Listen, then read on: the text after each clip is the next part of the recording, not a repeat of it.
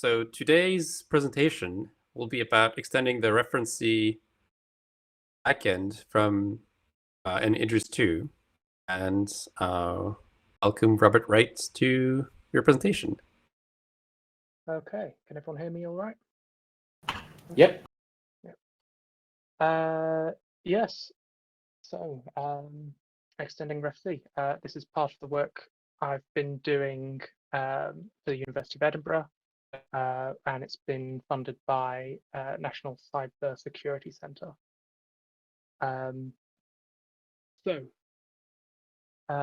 Just to double check we're on the same page, I'm going to start with a couple of definitions. Idris is capable of compiling to many different languages, and each method of compiling Idris to a language is called a backend. Each of these arrows here represents a backend, and RefC is just the standard C backend for Idris. There's actually multiple scheme and JavaScript backends, but I've only drawn one arrow here, so we're not really worried about that here. And I believe there's now a JVM backend, which is quite nice. So I've been working on the Python backend, and that's now an extension of RefC. I've also been working on RefC itself, so it should be a lot more feature complete than it was about 6 months ago. I've got a little demo just to show us all what's available at the moment. So hopefully this works. Okay, everyone should be able to see my terminal now. And I've got here a couple of example files. So if we have a look at the first example file, this example is based on a Python library called NumPy. NumPy is a numerical analysis library. And what we're focusing on here is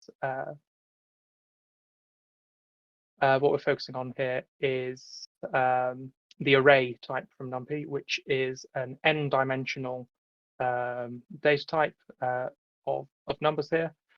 So it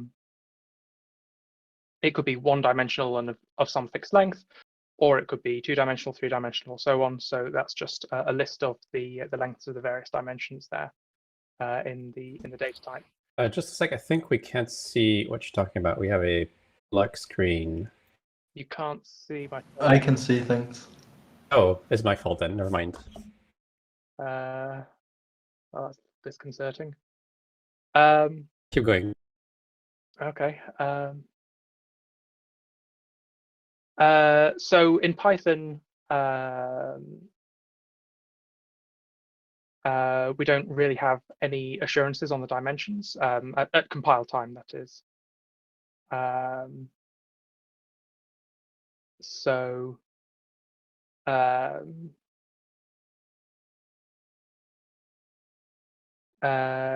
it's quite nice that in Idris we can actually add these assurances in at compile time rather than just having a runtime error whenever we get things wrong. So jumping to the end here, all this file's doing is using the arange function from NumPy and then just printing it out. So what the arange does is it gives you a one-dimensional NumPy array of the length that you give it, and it's just the numbers 0 to n-1. So here is the primitive binding for it, where we're very naively saying, well, we're passing in an int, and it's giving us back some sort of Python object. We don't actually know what sort of Python object, or rather, Idris doesn't know. We know what it is. And because things in Python are mutable, everything's got to be wrapped in prim.io. And then, as we generally do with foreign functions, we then wrap it to give it a nicer interface, which is more consistent with the Idris way of doing things. So we're saying that it can be over any IO monad, not just prim.io. We're taking it as a natural number rather than an integer, and we're actually giving back a NumPy array of the correct dimensions here. And this is all very straightforward. We just cast the natural number to an integer, pass that to the original function, lift that to the IO, and then say, I promise this is actually of the right type.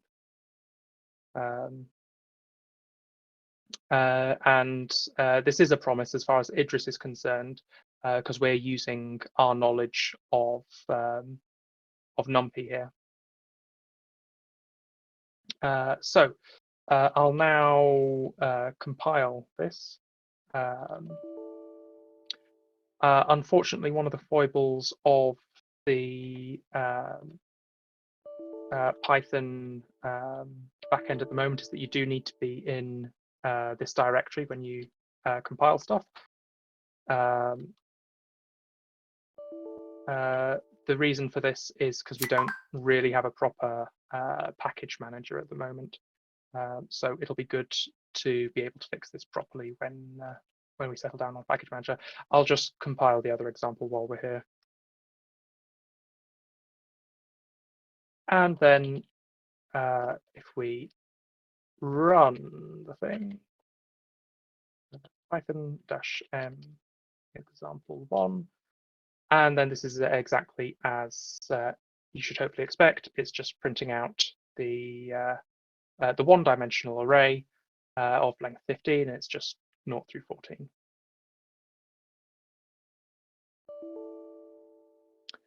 So the second example I've got is extending this a little bit. So you can see that we're just importing first example here. And this example is focusing on the reshape method from NumPy. And what this does is it takes a NumPy array of some dimensions in, and it tries to rearrange it into a different set of dimensions here. So we're giving it in a one-dimensional array of length 15, and we're asking it to turn into a two-dimensional array of lengths 3 by 5. Now in Python, if you call this with incorrect dimensions, with dimensions that are not compatible before and after, then you'll get a runtime error. But I've actually added here that we need a proof that the dimensions are compatible, which means that we won't get these sorts of issues in Idris, because we can actually prove that they are correct. So again, we've got a basic primitive foreign function here. There are actually a couple of foibles in the Python foreign functions at the moment, and this line does actually use all of them. So even if you know Python, this line is probably pretty incomprehensible to you.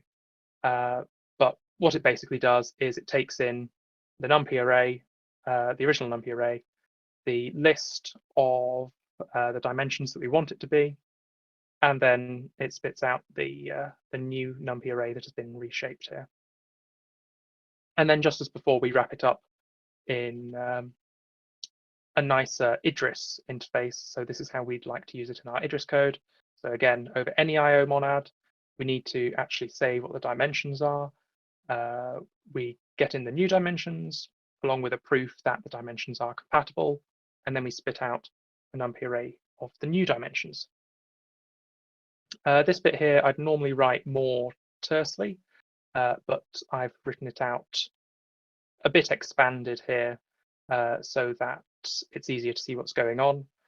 So first, we're taking in the NumPy array and converting it to an actual Python object. We're taking in the dimensions, which needs to be a non-empty list. So we're forgetting it, casting it to a list of integers rather than a list of nat, and then converting the whole thing to a Python list. Then we call the actual foreign function itself, lift it to an IO, and then we say, and now I promise this is actually of the appropriate type.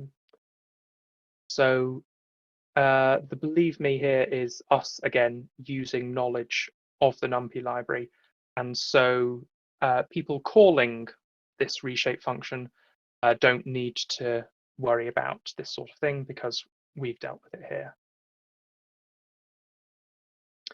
So if I now just run this example,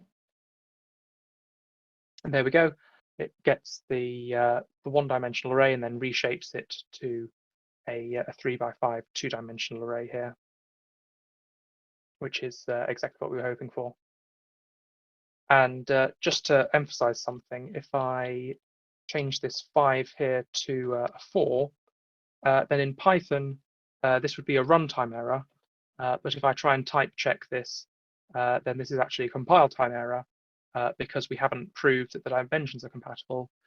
And indeed, the dimensions are not compatible. I would be very worried if Idris was able to prove that 15 is equal to 12.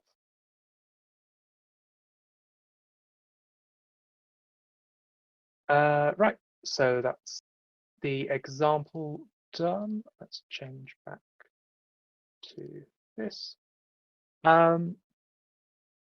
So what we've seen in the demo here is everything that is possible with backends, and everything you've seen I'm going to be talking about at some point in the rest of the talk.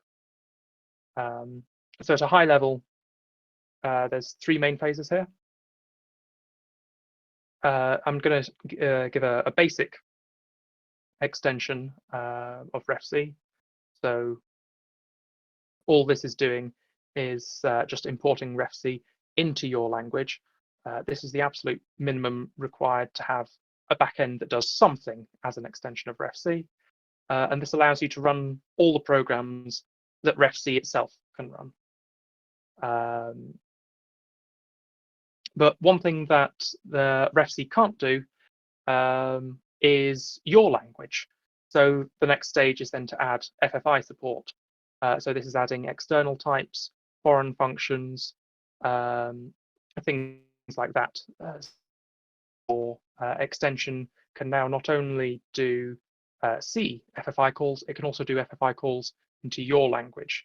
And so that's mostly what I was showing you in the example there. And then after that would be a default bindings library. From a technical perspective, this isn't necessary. Users could just write foreign functions, but it's a convenience for your users. So they don't have to write foreign functions for your language's standard library. They can just import the bindings that you've already written for them.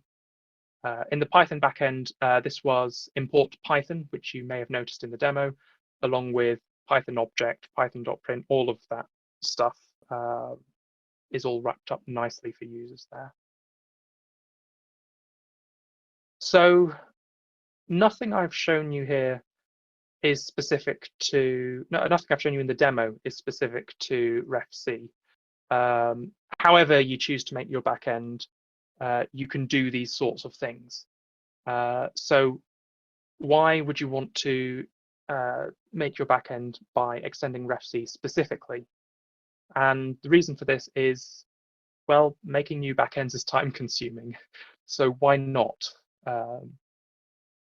You could create your own backend from scratch, but why bother? It's an awful lot of work. So if you can use RefC to do a good chunk of the work for you, why not?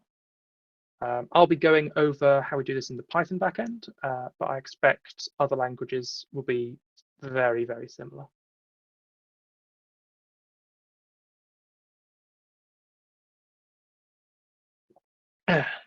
So first of all, here's a high-level overview of how RefC compiles Idris code into an executable.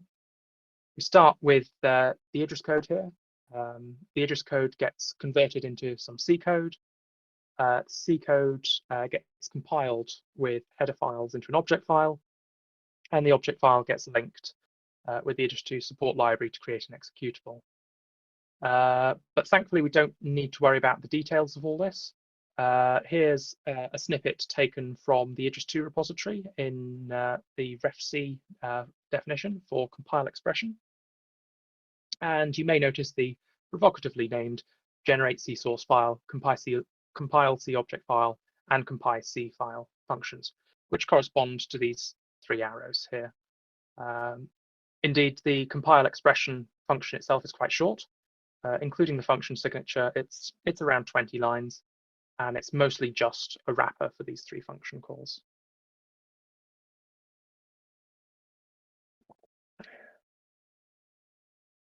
So the Python backend is very similar to this.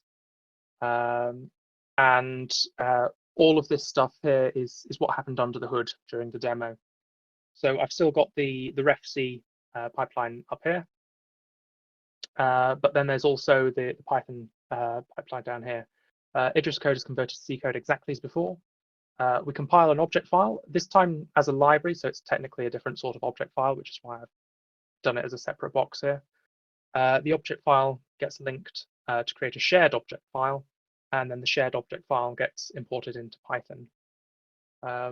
With the Idris 2 API installed, we can just straight up import the compiler.refc module. We're using the exact same functions from RefC for the first 3 stages of this. And this snippet here is taken from the Python backend. And as you can see, we've got exactly the same generate C source file, compile C object file, compile C file here, with a few extra parameters in there. This bit is explained in the Idris 2 documentation on extending RefC. I'll provide a link for that at the end of the talk. And then the last stage here, where we import it into Python, we use a template Python module, which we copy in down here, copy the Python module in, and then we append some program-specific tweaks. The template module uses the Python C-types library for importing and using the shared object file. I expect most languages with C support will have some way of importing these shared object files. So this bit should be almost identical for pretty much any RefC extension. So at its most simple, all you need to do is import the shared object file and call main. And here we have an example in Python which does that in its entirety. So this is all you need to do. If you don't know Python, then what's happening here is we're just importing the shared object file as a variable called cdll. We're telling Python what arguments this function takes. We're converting the arguments from the form that's passed into Python to a form that we can pass into C, and then we're just calling the function. And then that's it. We've now got a backend that can do anything that RefC can do. There are things RefC can't do, and that's going to be what the rest of the talk is about. But before that, do we have any questions?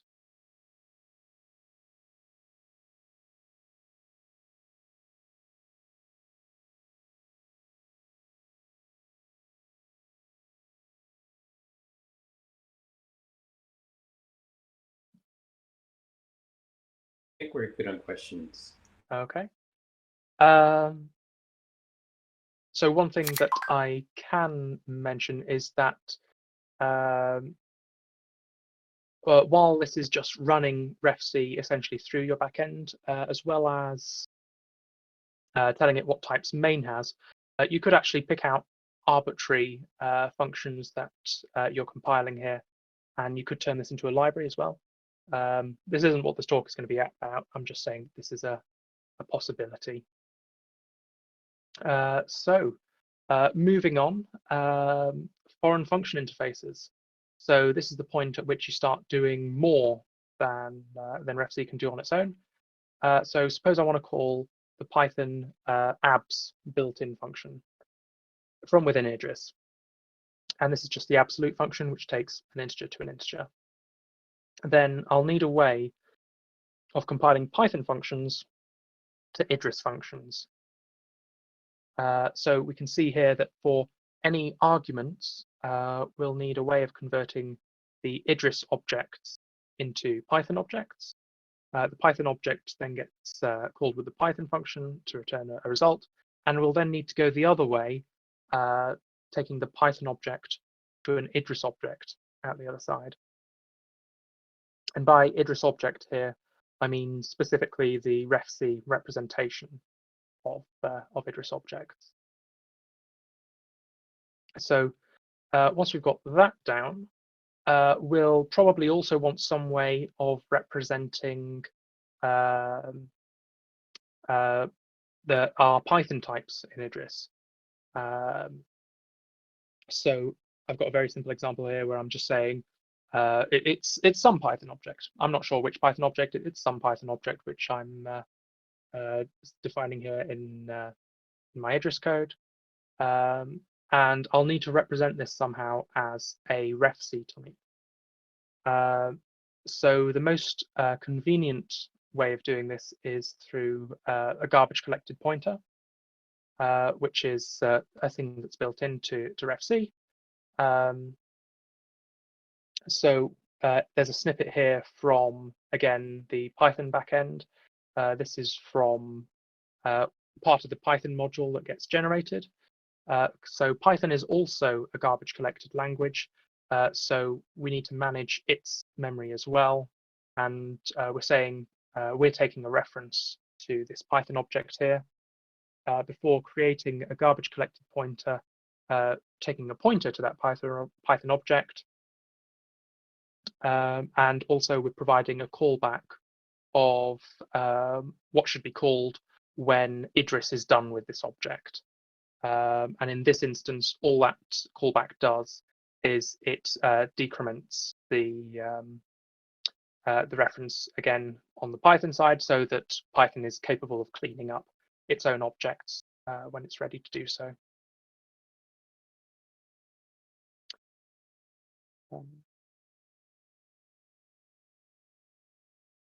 And there's one last thing I'd like to mention with regards to foreign function interfaces, and that's with callback arguments. So I'm using map as an example here, which in Python, it just takes a function between Python objects. It takes an iterable of Python objects, and then it returns another iterator of Python objects. There is a subtle distinction between iterable and iterator in Python, but that's not really relevant to this talk. What I'd like to focus on here is that we need some way of converting between an Idris function between Python objects and a Python function between Python objects. And so that covers all possible permutations of Python object, Idris object, and Idris function and Python function. You'll need to do all possible directions if you want a complete foreign function interface. So I've talked about what needs to be done, but then how do we actually do it? So this bit here is some code that was on the Python backend pipeline slides, where we're generating a C source file. We're passing in a parameter saying that we're allowing some additional FFI languages. So I've got Python here. You'll want to add your own target language, of course. If you want to, you could actually add any other FFI that your language supports. But of course, you'd have to repeat all of the work for each language you add. So what this does is it generates a number of function stubs in the C code. So a stub in this context is just a variable that's defined but hasn't been set. And it's up to us to make sure that it gets set before the program gets run. So what we need to do is we need to backpatch these stubs. In C, it's generally called backpatching, while in Python, it's generally called monkey patching. We're focusing on C code here, so I'll call it backpatching here. So you'll need to generate at least a little bit of code for every foreign function definition in the original source file. And here is a simple example of how you could backpatch the abs function from before. So here's the original abs function. And then this cfunc type function comes from the ctypes library in Python, which allows us to convert abs from a Python function to a C function. And then this bit here is we're reaching in to the shared object file and we're setting this variable here to a pointer to our abs function, and that's what we need to do for each foreign function call. Sorry, not each foreign function call, for each foreign function definition.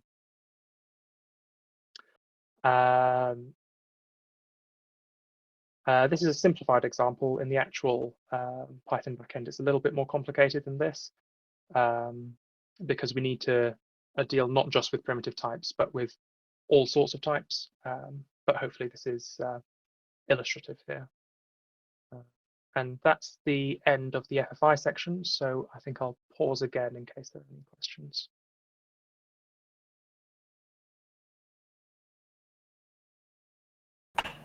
So I have a question. Yeah. So I can run code on the Idris side and on the Python side, and jump in between. Do you have any heuristics to where it's best to run which piece of code?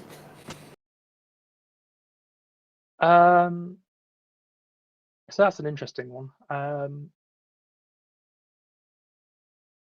So for Python in particular, it isn't especially well known for being an efficient language. But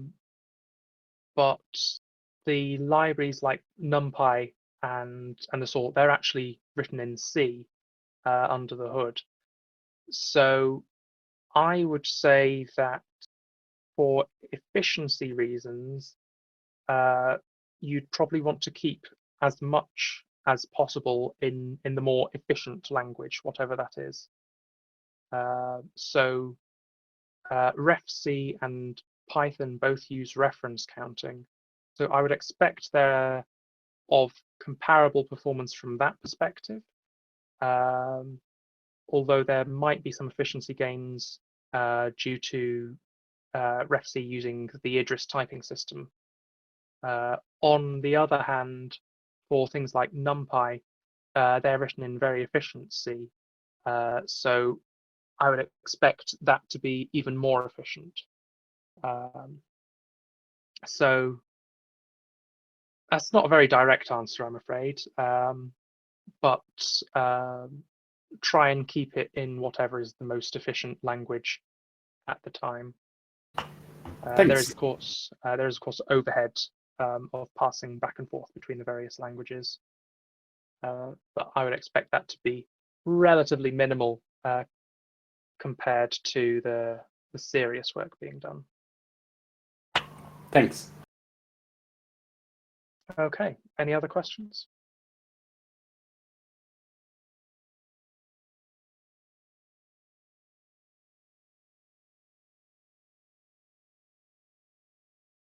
Okay, I'll move on. So the last thing that I want to talk about was default bindings. So from a user perspective, it would look something like this. In your Idris code, you would go import Python, and then you can use things like python.print, or you can use Python list.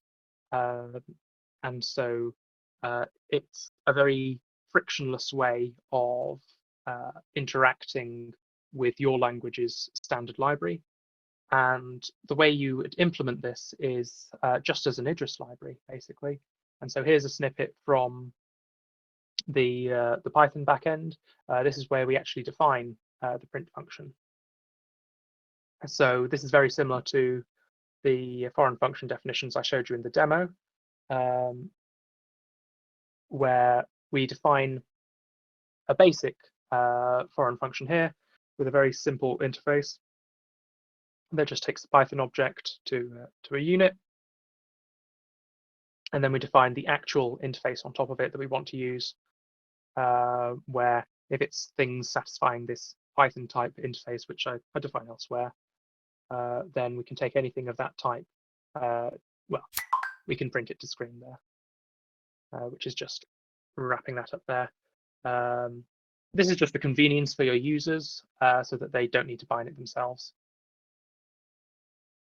And that's everything I've got. So what I'm hoping that you've got out of this talk is a basic understanding of how the Python backend for Idris works.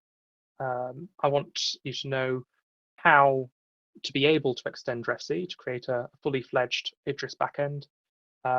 And I want you to know that it's convenient to extend RefC and that it takes less effort to do so than to create your own backend from scratch.